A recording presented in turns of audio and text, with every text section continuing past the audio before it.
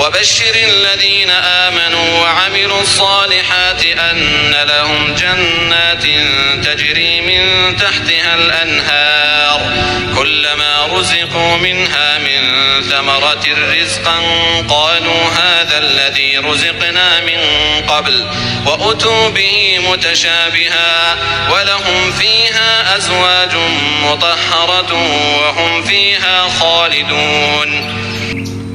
যাহারা ঈমান আনয়ন করে ও সৎকর্ম করে তাহাদেরকে শুভ সংবাদ দাও যে তাহাদের জন্য রহিয়াছে জান্নাত, যাহার নিম্নদেশে নদী প্রবাহিত।